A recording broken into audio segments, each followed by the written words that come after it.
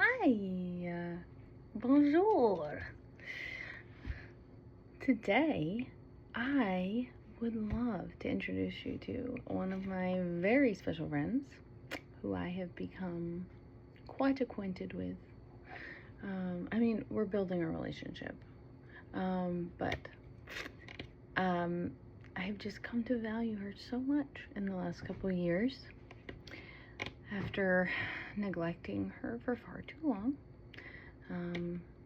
We should never leave our most valuable life assets in boxes. So, without further ado, I would love to introduce you to my girl, Insta Pot. You weren't expecting that, were you? Maybe. You're smart. Anywho, listen. If you don't got one of these bad boys, look it up, check it out. I'm not gonna lie, I don't really know how much they cost these days. Sorry, I don't know what's going on here. I was fortunate enough to receive this as a gift. I can't imagine they're too expensive because they have been on the market for a hot minute. I remember when they were all the craze, probably like, I don't know, close to 10 years ago when they first came out. Even then, like, they weren't, the most expensive thing in your kitchen. They aren't going to be like as cheap as a generic slow cooker, but they shouldn't be as expensive as like a Ninja or a dishwasher or something.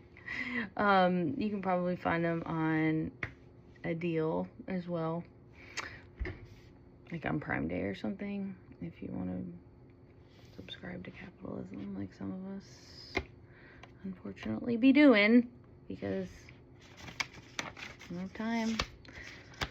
So the Amazon truck is a frequent visitor to mi casa. Anywho, you can make so many magical things in this. And speaking of saving time, listen, this thing blows my skull sponge right out of my dome in the speed at which it can prepare something on the pressure cook mode. It just defies my preconceived notions of culinary physics. Like, it's like doing some quantum stuff in there. The things that would normally take hours to prepare, you can cook in like minutes, dog, in this thing. So you're busy, you got a crazy day, kids got sports. There's so many expectations around all of us in our modern era. You get home, you can have like an actual home cooked meal in less than an hour prepared in this thing. You throw all these things in this thing, you put it on pressure cook, boom, bada bing. It's wild. And like, and it kind of makes sense when you go to open it and how long it takes for the pressure valve to release enough to actually unlock the lid, and then you open it and it's like, like in your face. There is, of course, some trial and error if you're gonna be like me and fly by the seat of your pants with everything and refuse to read instructions. So you can do things the hard way or the easy way. And it's funny, it's ironic, and a little hypocritical, because when my kids don't want to do something, that's what I say. You want to do it the easy way or the hard way. But guess who be choosing the hard way all the time? In the kitchen and maybe other areas of life, but I'm trying to work smarter instead of harder. In my defense, I do believe that there is a smartness developed in the kitchen by doing things through trial and error, without using a guidebook. Yeah, get a general idea of what you're going to be making, the main ingredients you need, the ratios, what things the anticipated outcome should be of the thing that you're cooking, right? Those kind of general guidance is obviously important. But once you spend enough time making the same things over and over.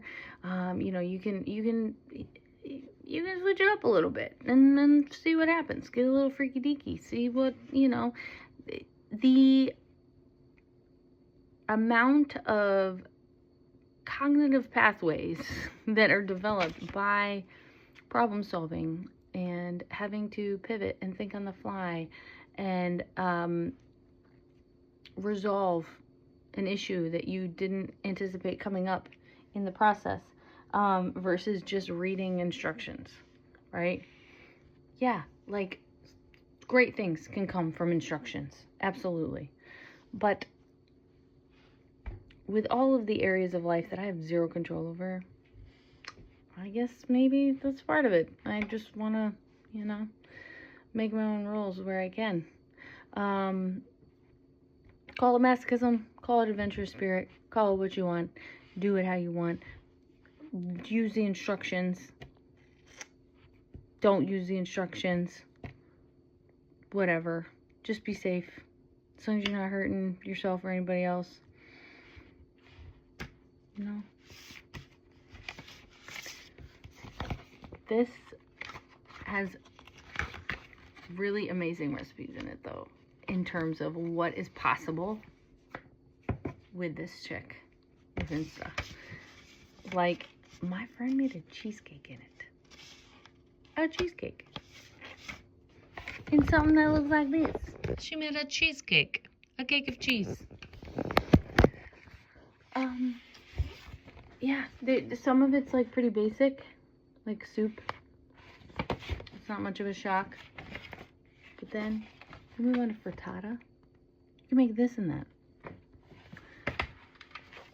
We move on to something which really surprised me, and I probably won't be able to find it now that we are live in action talking.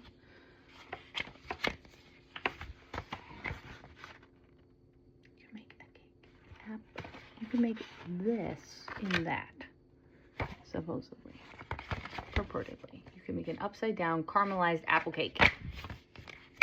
Maybe I'll be a nice mommy and actually follow the instructions on that one. Maybe, maybe not. He be coming home late, and he's coming home late, and he's bringing me a surprise. 'Cause dinner's in the kitchen and it's packed in ice. I've waited such a long time. Yeah, this light in my hand is not a quick pull trigger. I reason with my cigarette. They say your hair's on fire, must have lost your wits, yeah. Ollie, in this harbor town, and she works laying whiskey down. They say, Brandy, fetch another round.